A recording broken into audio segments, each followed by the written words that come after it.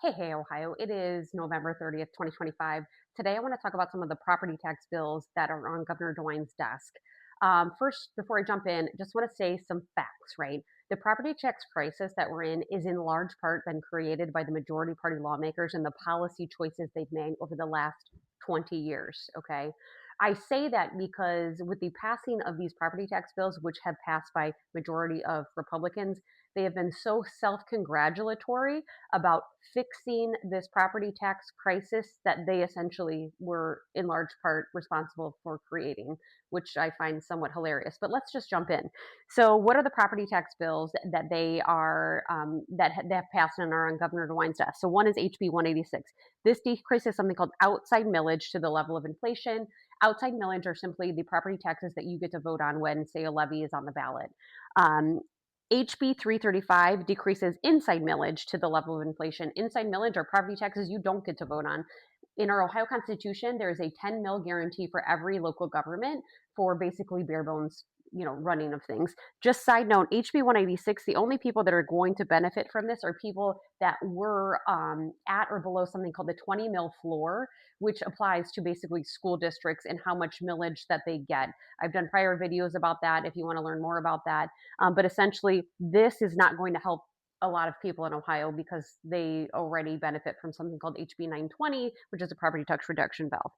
Now, HB 129, this includes certain levies in that 20 mil floor that weren't included before. So emergency levies, substitute levies. What this does is it basically brings a lot of districts above that 20 mil floor, okay, which I feel like it kind of is unneeded if they pass HB 186 because it allows everybody essentially to get a reduction valve to the level of inflation for their outside millage because even if they were at or below the 20 mil floor, but that's neither here nor there. And then HB 309, this allows county budget commissioners to reduce levies even if the voters agreed to that amount in that levy. And so with this, I mean, I guess you just better hope that your county budget commissioners share the same values that you do because they're going to be able to unilaterally make those decisions. On their face value, none of these are that horrible, right? It's like, okay, they're trying to keep essentially unvoted spikes in property taxes from happening due to spikes in home values, like we saw recently. But it does have some negative consequences. Okay, these changes are going to basically decrease property taxes by $2.4 billion across the state of Ohio. A lot of people are not going to see a lot of benefit from these changes. Okay, it's not going to bring the relief they need.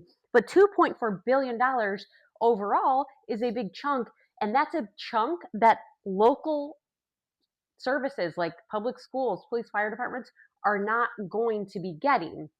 And they are angry. I've heard a lot of school superintendents speak and go, hey, like they have created, the majority party lawmakers in our state have created a system in which schools and local entities are heavily reliant on property taxes. Why? Because the state share of funding for those things through our state budget continues to essentially decrease over time. I've talked about this before, but in Ohio, public education, the state share of funding for public education is the 45th lowest in the nation. So when this goes down, property taxes go up. They have to basically fill that gap, right, in funding so schools can continue operating. So a lot of the changes that have occurred in our legislature over the last 20 years have led to this situation where public schools, local governments are more reliant on property taxes. And now that legislature is coming in going, well, no, we're going to make it harder for you to get any revenue from property taxes.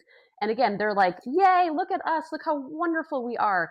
And the thing is, this is a half-ass solution, and it doesn't make sense again when you look at the whole picture here. And I think if you ask anybody and you gave them three choices and you could say, okay, what if they gave you property tax relief, but your schools and local services were underfunded? That's number one. Number two, what if they gave you no property tax relief and schools and local services were funded if they're able to pass a levy in this situation where property taxes are still too high, right? And number three would be, what if they gave you property tax relief and schools and local services were well funded without having to pass frequent levies? This is the situation we've been in.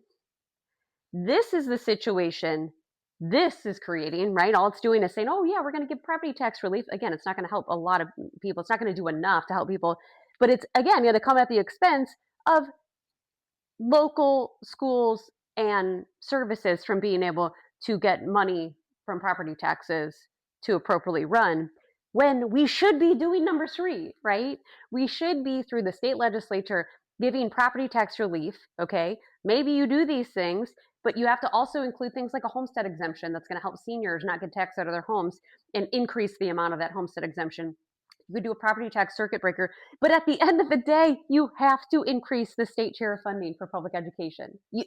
You cannot say, oh, we're not going to pay our fair share through the state budget, shift that responsibility under property taxes, and then say, oh wait, no, people are mad. We gotta give some property tax relief to them without shoring up this portion of the budget. And remember why our state budget, right? They keep shorting things like public education. Well, they want to divert $2.5 billion to our private school voucher system now, right? With money, our taxpayer money, going to private religious schools with no accountability in where that money is going. And they want to keep cutting income taxes for the wealthiest Ohioans, when they could be using that money, right, that taxpayer money, to beefing up the state share of funding for public education, taking the burden off of property taxes, lowering property taxes for everybody without making it harder for schools to get funding, right? We could be doing this. They're choosing not to. And again, I'm so sick of their like celebrating how monumental this is. I mean, they are literally talking about these bills, the majority party, like they just cured cancer. And you're going to hear from them, I guarantee, all next year and through their campaign cycle about how wonderful it was that they cut property taxes. Guys, this is not the solution that we need in isolation. We need so much more. This is a balancing act, and they are failing to do that. They're doing this, and that's not what we need, right? So stay tuned. We'll see what Governor DeWine does with this, but I'll keep you posted.